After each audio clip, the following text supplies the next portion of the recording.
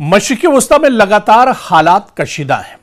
और ऐसे में इस पूरे मंजरनामे पर जो अरब और मुस्लिम ममालिक हैं उनकी नज़र एक तरह से टिकी हुई है। ईरान पल पल तमाम अमेरिका के एक्शन पर नज़र बनाए हुआ है और इसके अलावा अब खलीज फारस में अमेरिका का बहरी बेड़ा USS अब्राहम लिंकन भी लंगर डाल चुका है। तो ऐसे में अब ईरान भी एक तरह से एक्टिव है। लेकिन इस तरह की सूरत हाल में जब पूरे मशरिक़ी वस्ता में हालात कशीदा हैं, अरब ममालिक की जिम्मेदारियां काफ़ी ज़्यादा बढ़ जाती हैं। अरब ममालिक पूरी तरह से एक तरह से चौकन्ना है। मशरिक़ी वस्ता के जो ममालिक हैं उनकी नज़र पल पल के अपडेट और पल पल के हालात पर लगातार बनी हुई है। इस बीच अगर कोई मुल्क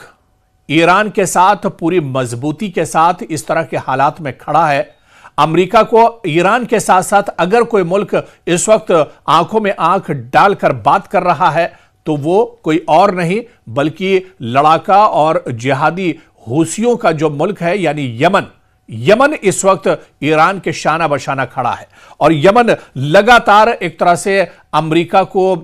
यह चेतावनी भी दे रहा है और यह चैलेंज भी कर रहा है कि अगर उसने ईरान की तरफ नापाक हरकत की, अगर उसने ईरान पर हमला किया तो फिर मशरिक़ी वस्ता में इस पूरे खित्ते में अमेरिका को बहुत बड़ी कीमत एक तरह से चुकानी होगी। और सिर्फ अमेरिका को यह कीमत नहीं चुकानी होगी बल्कि इसकी कीमत इजराइल को और बिन्यामिन नेतन्याहू को भी एक तरह से चुकानी होगी। हालांकि इस मुश्किल घड़ी में आप देखिए, चाहे सऊदी अरब की बात कीजिए, कतर की बात कीजिए, UAE की बात कीजिए, इन तमाम मुल्कों ने ईरान पर हमला करने के लिए, ईरान पर एक्शन करने के लिए अमेरिका को अपनी जमीन का इस्तेमाल करने से इनकार कर दिया हो। लेकिन इस बीच भी आप देखिए कि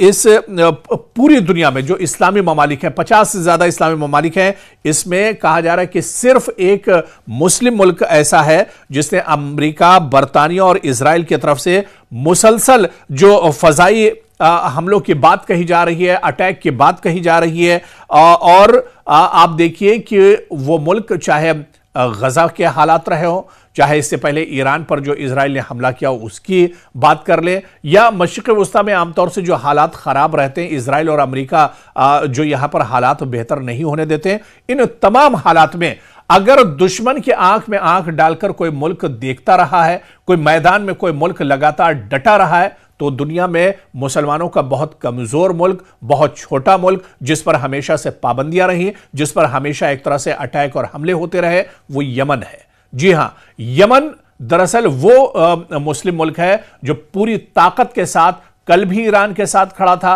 और आज भी ईरान के साथ खड़ा है। यानी जब जब मशरिक़ी वस्ता में हालात खराब होते हैं तो अमेरिका और इजराइल के खिलाफ अगर कोई सीना तान कर मुस्लिम मुल्क खड़ा होता है, पूरी ताकत के साथ खड़ा होता है, तो वही यमन है। लेकिन यमन जाहिर सी बात है, जिस तरह से हमने बताया कि बहुत छोटा सा मुल्क है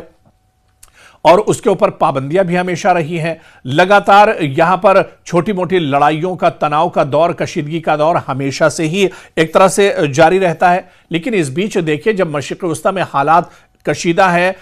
ईरान पर अमेरिका लगातार अटैक करने की बात कह रहा है, डोनाल्ड ट्रंप एक्शन की बात कर रहे हैं, ऐसे में अब देखिए कि अब यमन ने बाकायदा अलल ऐलान यह कहा है कि अगर अमेरिका और इजराइल ने ईरान पर हमला किया तो यमन अमरीकी और इजरायली जहाजों को बुहैरे अहमर में गर्क कर देगा। बुहैरे अहमर में ही इजराइल और अमरीका के जो बहरी बेड़े हैं या जो समुद्री जहाज, शिप यहां से गुजरते हैं, उन्हें इसका नुकसान उठाना पड़ेगा। तो यमन ने साफ कर दिया है कि अगर कोई एक्शन ईरान पर मशरिक़ी वस्ता में होता है, ईरान पर किसी तरह का हमला किया जाता है, तो यमन पूरी तरह से तैयार है। यमन के हूसी जो लड़ाके हैं वो पूरी तरह से तैयार हैं। यमन की जो पूरी फोर्स है वो एक तरह से तैयार है और अगर ईरान पर हमला होता है तो उसका खमियाजा सीधे सीधे अमेरिका और अमेरिका के वो एयरबेस, अमेरिका के वो बहरी बेड़े या फिर कश्तियां जो बुहैरे अहमर से होकर गुजरती हैं, रेड सी से होकर गुजरती हैं, उन्हें बहुत बड़ा नुकसान होगा। उनका रास्ता पूरी तौर से बंद कर दिया जाएगा, उन पर समंदर के अंदर अटैक किए जाएंगे। और यही इसी तरह की धमकी जो है यमन ने इजराइल को भी दी है। और इजराइल से भी यही बात दरअसल यमन ने कही है कि अगर इजराइल पिछली बार की तरह, जिस तरह से 12 दिनों का ईरान पर अटैक किया था, 12 दिनों की लड़ाई हुई थी, अगर उस तरह की नापाक हरकत इजराइल की तरफ से इस बार भी होती है तो इजराइल को भी सबक सिखाने के लिए मशरिक़ वुस्ता में यमन एक तरह से तैयार है। तो बहुत से इस्लामी ममालिक हैं और मशरिक़ वुस्ता तो पूरे कई इस्लामी ममालिक मिडिल ईस्ट में है, लेकिन अगर इन